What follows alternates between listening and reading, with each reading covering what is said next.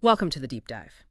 Today we're focusing on something really critical, road safety in India. And honestly, when we looked at the sources, one thing just jumps right out. India has, well, one of the highest numbers of road accidents anywhere in the world. It's quite startling. So our goal here is to really unpack that. Why is this happening? What's the impact? And crucially, what's being done about it? Right. And it's important to see road safety beyond just preventing accidents. So that's obviously paramount. The sources really highlight its importance for saving lives, preventing serious injuries, and the huge economic side, too. Economic, how so?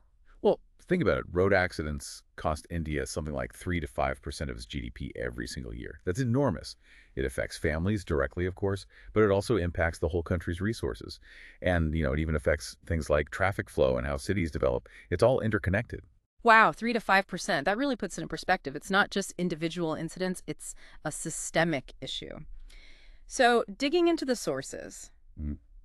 what are the common threads? What's actually causing these accidents day in, day out? Is it one main thing or more complex? It's definitely a mix, a potent mix, actually.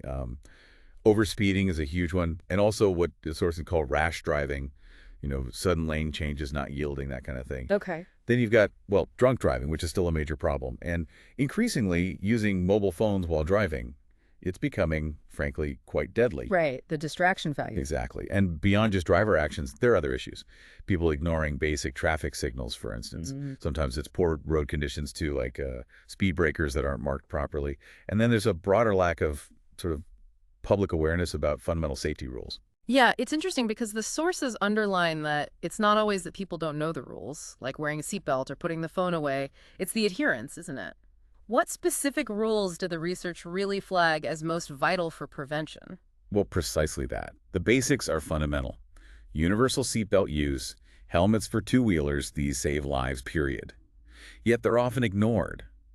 Maintaining safe speeds, obviously, avoiding all distractions, not just phones, using indicators properly, and showing basic respect for pedestrians and cyclists. These are all key. So, why the gap? Why are these seemingly obvious things so often skipped? That's the million-dollar question, isn't it? The sources suggest it's often a combination of factors, sometimes weak enforcement, maybe a societal attitude where the consequences don't feel immediate or certain.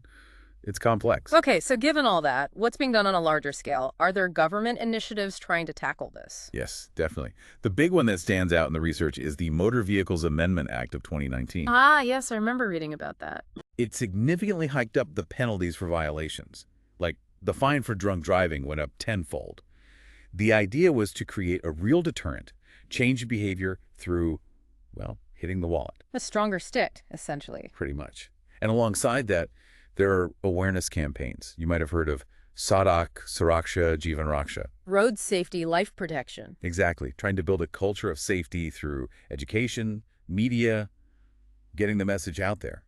Plus efforts to improve road design and use technology like CCTV for monitoring. But laws and campaigns are one thing. Enforcement on the ground, that must be where the difficulties really come in. That's definitely what the sources point to. Enforcement is a major hurdle. Issues like corruption sometimes come up, lack of sufficient police or resources to actually monitor everything effectively, and honestly, just persistent public ignorance or disregard for the rules. So it can't just be the government fixing this. No, absolutely not. And this is crucial. The sources stress that road safety is a shared duty. It's not just the government's problem to solve. Right.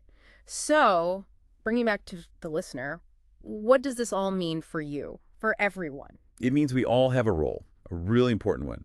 First, obviously, follow the rules ourselves, Yeah. religiously, but also encourage others, family, friends to be safe, maybe even report dangerous driving if you see it, and definitely educating younger people, new drivers, about the risks and responsibilities. Hmm. If you connect all the dots, the causes like speeding, the crucial rules like seatbelts, the government efforts like the MVA Act, the enforcement challenges, and then our role, it becomes clear that real improvement needs all of these working together. Mm. Better laws, yes, but also public cooperation, better infrastructure, and much more awareness. Building a culture of safety. Exactly. A culture where responsible driving and respect for the law are just normal, Mm. expected. There's a powerful quote in the source material. Safety is not just a slogan, it's a way of life. Safety is not just a slogan, it's a way of life.